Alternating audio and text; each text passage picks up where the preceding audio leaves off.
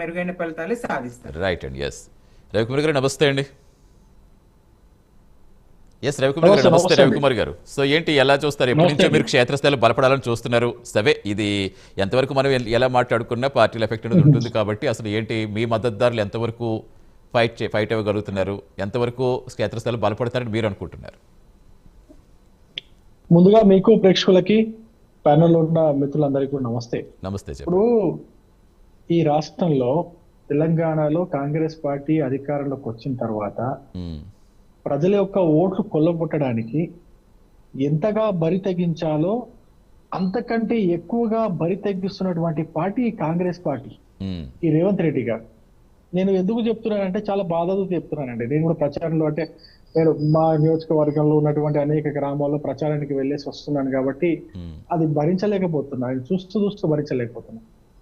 దారుణమైన విషయం ఏంటంటే అండి, ముఖ్యంగా గ్రామాల్లో గెలవడానికి, గ్రామాల్లో కాంగ్రెస్ పార్టీ బలపరిచినటువంటి అభ్యర్థులు గెలవడానికి విచ్చలవిడిగా మందు డబ్బు పంచుతూ గ్రామాల్లో ఉన్నటువంటి వాతావరణాన్ని పాడు చేస్తూ, నేను నిజంగా చెప్తున్నానండి, గ్రామాల్లో ఈ ఎలక్షన్ ద్వారా కొత్తగా మందును అలవాటు చేసుకునే వాళ్ళు పెరిగిపోతారేమో ఒక భయం నాకు పుట్టుకొచ్చిందండి. దారుణం అండి, ఇంత దారుణంగా అవసరమానండి ఇంత చేసుకోవడం? గెలవడానికి ఇంత విచ్చలవిడిగా మందుని డబ్బుని రకరకాలైనటువంటి వీటిని చేయడం అవసరమా? నేను చూస్తుంటే ప్రతిరోజు ప్రతి ఒక్క గ్రామానికి 3 కాటన్లు 4 కాటన్లు 10 కాటన్లు ఇష్టం వచ్చే గ్రామాల్లో ఉన్నటువంటి ఓటర్ల సంఖ్యను బట్టి మందు పంపిస్తూనే ఉన్నారు. ఎక్కడి నుంచి వస్తుందో తెలీదు, ఎట్లా వస్తుందో తెలీదు. ప్రతిరోజు మందు, ప్రతిరోజు డబ్బులు, ప్రతిరోజు విందులు. ఇంత దారుణమైన స్థితికి దిగజారిపోయింది కాంగ్రెస్ పార్టీ. అసలు ఎన్ని సర్పంచులు గెలిచినప్పటికీ కూడా నైతిక విజయం మాత్రము కాంగ్రెస్ పార్టీది కాబోదు. నేను ఇంకొక విషయం కూడా చెప్తున్నా. వీళ్ళు గెలవడానికి నేను ఒక చిన్న ఉదాహరణ చెప్తానండి. మొన్న మక్తల్కి వచ్చారు రేవంత్ రెడ్డి గారు. మక్తల్లో మన వాకిడి శ్రీహరి గారు sports and animal husbandry minister ఉన్నారు. ఆయన సొంత ఇలాకాలో మీటింగ్ పెడితే కుర్చీలన్నీ కూడా 70% కుర్చీలు ఖాళీగా ఉన్నాయి. నేను అక్కడే ఉన్నా, మీటింగ్ జరుగుతున్నంతసేపు నేను అక్కడే ఉన్నా. మేముండే ఇంటికి ఎదురుగా ఆపోజిట్ గ్రౌండ్ లోనే మీటింగ్ జరిగింది. అది అక్కడ జనాలు లేరు కానీ పోలీసు వాళ్ళు ఎక్కువ ఉన్నారు. ఆ రోజు వాకిడి శ్రీహరి గారు ఎంతగా బాధపడుతూ అసలు మనము ఇంకా జనాలని పోగు చేయాల్సిందని చెప్పేసి బాధపడ్డారో ఆ రోజు మనం చూసే ఉన్నాం. అరే, ప్రజలకు మీరేమైనా మంచి చేస్తే, ప్రజలకు మీరు చెప్పిన హామీలన్నీ కూడా 100% అమలు చేస్తే స్వచ్ఛందంగా ప్రజలు మీ పైన అభిమానం పెంచుకుంటారు. మీ పైన అభిమానం పెంచుకుంటే ఖచ్చితంగా అదే అభిమానంతో మీ యొక్క మీటింగ్లు మీరు పిలవకుండా కూడా వస్తారు. మీరు పిలిచినప్పటికీ, మీటింగ్ రావడానికి డబ్బులు ఇచ్చినప్పటికీ, రావడానికి వాహనాలు బండ్లు ఏర్పాటు చేసినప్పటికీ, సీఎం రేవంత్ రెడ్డి గారు ముఖ్యమంత్రి అన్న నిజంగా అసలు ఎవరికి కూడా ప్రజల్లో ఎవరికి కూడా అభిమానం లేదండి. తెలిసినప్పటికీ కూడా ఎవరు ప్రజలు రాలేదంటే మీ పట్ల, కాంగ్రెస్ పార్టీ పట్ల ఎంత వ్యతిరేకత ఉన్నదో ప్రజల్లో, అందులో ముఖ్యంగా గ్రామీణ ప్రజల్లో ఎంత వ్యతిరేకత ఉన్నదో తెలుసుకోవాల్సిన అవసరం, మీరు ఇంట్రోస్పెక్షన్ చేసుకోవాల్సిన అవసరం ఎంతైనా ఉందని చెప్పేసి నేను తెలియజేస్తాను. కానీ ఒకటి, ఓటు అనేది కీలకం. ఓటు అనేది ప్రజాస్వామ్యం కల్పించిన హక్కు. దాని ద్వారానే అనుసరిస్తూ ఉంటారు. మరి వస్తున్న ఫలితాలకు సంబంధించి మీరు ఏం చెప్తారంటే, మీరు వెళ్ళానని చెప్తున్నారు కాబట్టి ఇప్పుడు లోకల్గా గ్రామాలకు వెళ్ళానని చెప్తున్నారు. అంటే ఇప్పుడు ఆల్రెడీ కొన్ని వీడియోస్ మనం చూస్తున్నాం. కొంతమంది ఓడిపోయిన వాళ్ళు మేము ఇచ్చిన డబ్బులు తిరిగి ఇచ్చేయండి అంటే అక్కడ కూడా ఇలా డబ్బులతోటి ఇంతలా ఓట్లు కొనేదా, అంతలా వెళ్ళిపోయిందా అని అనిపిస్తుంది కొన్ని చూస్తుంటాయి. వాస్తవాలు పక్కన పెడితే మనం అవి అసలు ఏంటి, గ్రౌండ్ లెవెల్లో నిజంగా ఫ్యాక్ట్ చెప్పుకోవాలంటే ఏం జరుగుతుంది మీరు చూస్తారు కాబట్టి? గ్రౌండ్ లెవెల్లో నేను ఇంతకుముందు చెప్పినట్టుగానే విచ్చలవిడిగా కాంగ్రెస్ పార్టీ అభ్యర్థులు ఎవరైతే ఉన్నారో, కాంగ్రెస్ పార్టీ బలపరిచినటువంటి అభ్యర్థులు ఎవరైతే ఉన్నారో వాళ్ళు విచ్చలవిడిగా డబ్బులు పంచుతున్నారు. ఇది నిజం. డబ్బులే కాదు, విచ్చలవిడిగా విందులు, అందులో ముఖ్యంగా కానీ గతంలో ఓటర్ ఉన్నాడు అనుకుంటారా మీరు? డబ్బులు తీసుకున్నా తను ఎవరికి వెళ్ళనుకుంటే వాళ్ళకే వేసే విధంగా ఓటర్లో అవగాహన రాలేదనుకుంటున్నారా? ఇప్పుడు ప్రజెంట్ సిచ్యువేషన్ చూస్తుంటే చాలా మంది ఇప్పుడు ఓపెన్ గానే చెప్పేస్తున్నారుగా, ఇద్దరు ఎవరిస్తే వాళ్ళ దగ్గర తీసుకొని మీకు ఎవరిస్తే వాళ్ళకి ఏంటి అన్నట్టుగానే వెళ్ళిపోతున్నారు కదా. నిజంగా అవన్నీ ఇంకా ఎఫెక్ట్ చూపిస్తున్నాయా? నేనేమంటున్నా, వేరే పార్టీ వాళ్ళ దగ్గర డబ్బు లేదు. ఫర్ ఎగ్జాంపుల్, కాంగ్రెస్ బలపరిచిన అభ్యర్థి దగ్గర ఉన్నంత డబ్బు వేరే ముఖ్యంగా మా బీజేపీ పార్టీ అభ్యర్థుల దగ్గర డబ్బులు లేవు. బీజేపీ పార్టీ అభ్యర్థికి మేము ఉన్న వాళ్ళు కొంతమంది 1000 రూపాయలు 2000 రూపాయలు అట్లా పోగు చేసుకొని వాళ్ళ చందాలు వేసుకొని మరి బరిలో నిల్చుంటున్నారు. కానీ కాంగ్రెస్ వాళ్ళు వాళ్ళ ఎమ్మెల్యేలు వాళ్ళ మంత్రులు డైరెక్ట్ గా అభ్యర్థులని సెలెక్ట్ చేసుకొని అందులో మరి అభ్యర్థికి డబ్బులు లేవంటే ఏదైతే డబ్బున్న అభ్యర్థిని వెతుకున్నారు వీళ్ళు. డబ్బున్న అభ్యర్థిని వెతుక్కొని వచ్చి పెట్టి మరి మీరు ఒక ఉదాహరణ చూశారు. కేవలం అసలు అక్కడ ఓటు హక్కు కూడా లేదు, కేవలం డబ్బు ఉందని చెప్పేసి అతను ఓటు హక్కు మొన్న మార్పిచ్చేసి అతని దగ్గర నుంచి డబ్బులు తీసుకొని సర్పంచ్ అభ్యర్థిని నిలిచబెట్టినటువంటి ఉదాహరణలు కూడా ఎన్నో గ్రామాల్లో ఉన్నాయి. డబ్బు తీసుకొని మరి అతని అభ్యర్థిగా నిలిచబెట్టినటువంటి గ్రామాలు ఎన్నో ఉన్నాయి. అంతకుముందు వరకు కాంగ్రెస్ పార్టీలో పనిచేసినటువంటి అభ్యర్థికి టికెట్ అంటే వాళ్ళని అభ్యర్థిలాగా ప్రకటించకుండా మేము బలపరిచిన అభ్యర్థుల ప్రకటన డబ్బులు తీసుకొని చాలా మంది అభ్యర్థులు డబ్బులు తీసుకొని మరి వీళ్ళు అభ్యర్థులుగా బలపరుస్తున్నారు. నేనేమంటున్నా, మీకు నిజంగానే మీరు చేసినటువంటి పాలన పైన 2 సంవత్సరాల పాలన పైన మీకు రిఫరెండం కావాలంటే మీరు మంత్రులు, ఎమ్మెల్యేలు, ముఖ్యమంత్రులు అందరూ కూడా దూరంగా ఉండండి, గ్రామాల్లో అసలు ఇన్వాల్వ్ కాకండి.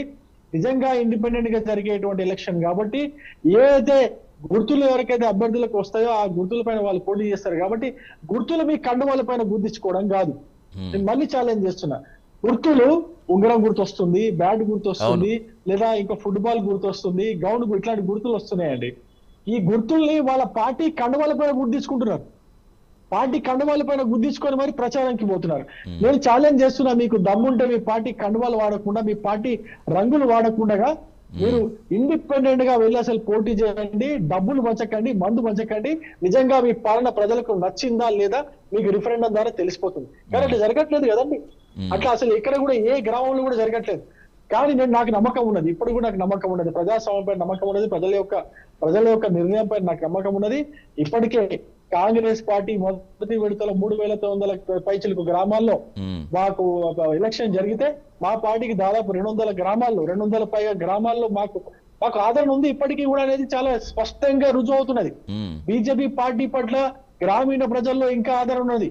కాకపోతే ఇంకా ఎక్కువ సీట్లు కూడా గెలుచుకునే అవకాశం ఉంది. అంటే జనరల్ గా ఇప్పుడు గ్రామ పంచాయతీ నిధులు ఇవన్నీ కూడా కేంద్రం నుంచి వచ్చేవి ఎక్కువ ఉంటాయి. ఆల్రెడీ బండి సంజయ్ గారు అలాంటివి ప్రజల్లోకి తీసుకెళ్లడంలో మీరు ఏమన్నా వెనకబడ్డారా? ప్రజల్లోకి బలంగా ఇప్పుడు ఎక్కడ ఏం జరుగుతుందో వాస్తవం చెప్పడంలో మేము ఒక రకంగా వెనుకబడ్డం కాదు, మేము వైఫల్యం చెందినామని చెప్పుకోవచ్చు. ఎందుకంటే మీరు గ్రామాల్లో వెళ్తుంటే గ్రామాల్లో వీధి రోడ్లు కావచ్చు, వీధి లైట్లు కావచ్చు, పక్క సైడ్ డ్రైనేజీలు కావచ్చు, అదే విధంగా మీరు శ్మశాన వాటికలు కావచ్చు, రైతు వేదికలు కావచ్చు, ఇట్లా ఏదైతే గ్రామాల్లో అభివృద్ధి మీరు గ్రామాల్లో ఎంటర్ అవగానే కనిపిస్తుందో ఆ కనిపించే ప్రతి ఒక్కటి కూడా కేంద్ర ప్రభుత్వ నిధులతోనే నిర్మితమైన అనేది మనం అందరం గమనించాలి.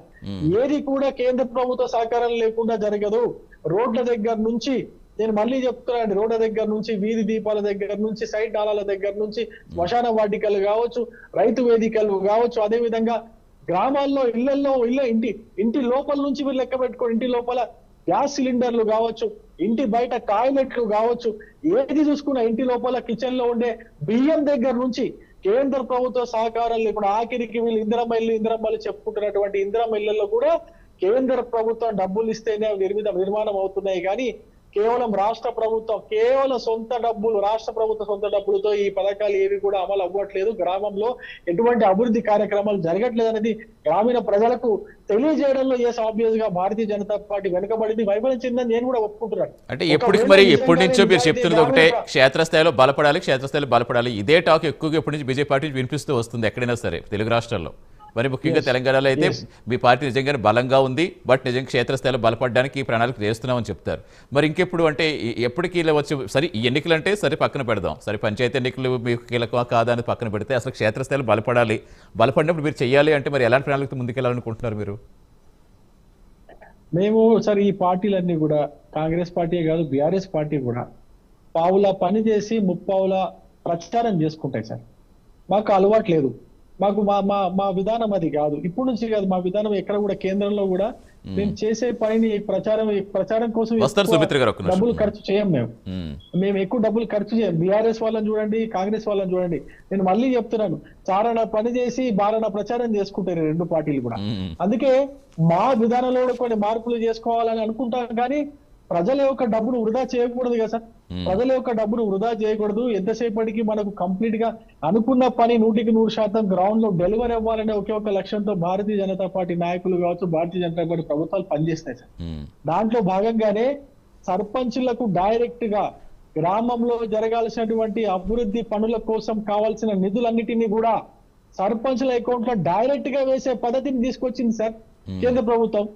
దాంట్లో కూడా గత బీఆర్ఎస్ ప్రభుత్వంలో ఆ డబ్బుల్ని కూడా దొబ్బేసి ఆ డబ్బుల్ని కూడా పక్కకు వేరే వేరే పథకాల కోసం వాళ్ళ సొంత పనుల కోసం వాడుకున్నటువంటి చరిత్ర మనకు బీఆర్ఎస్ హయాంలో కనిపిస్తుంది. ఇప్పుడు చూడండి, ఇప్పుడు కాంగ్రెస్ పార్టీ వచ్చిన తర్వాత కూడా కాంగ్రెస్ పార్టీ రేవంత్ రెడ్డి గారు అసెంబ్లీ ఎలక్షన్స్ అప్పుడు ప్రచారం చేశారు. ఏమని ప్రచారం చేశారు? సర్పంచుల యొక్క బిల్లులు నేను వచ్చిన తర్వాత తీయిస్తా, సర్పంచుల యొక్క బిల్లులన్నీ కూడా పాస్ చేయిస్తా, మీకు ఎటువంటి పెండింగ్ లేకుండా చూసుకుంటా అని చెప్పినటువంటి ఈ వ్యక్తి ముఖ్యమంత్రి రేవంత్ రెడ్డి గారు ఇంతవరకు కూడా సంవత్సరం సర్పంచుల యొక్క ఆ పదవి టైం అయిపోయి కూడా ఇన్ని నెలలు గడుస్తున్నప్పటికీ కూడా ఇప్పటి వరకు కూడా కనీసం సర్పంచులకు రావాల్సినటువంటి బిల్లులు ఏవి కూడా ఇంతవరకు ఇవ్వలేదు. మరి ఆ బిల్లులు రాకపోతే అసలు ఎన్నికలే జరగనిపో, ఎన్నికలు బహిష్కరిస్తామని చెప్పారు. కానీ ఎంత కాదనుకున్నప్పుడు అక్కడైతే కాంగ్రెస్కి మద్దతుదారులకు అయితే ఎక్కువ స్థానంలో గెలుపొందిన మాట అయితే వాస్తవం లెక్కల ప్రకారం.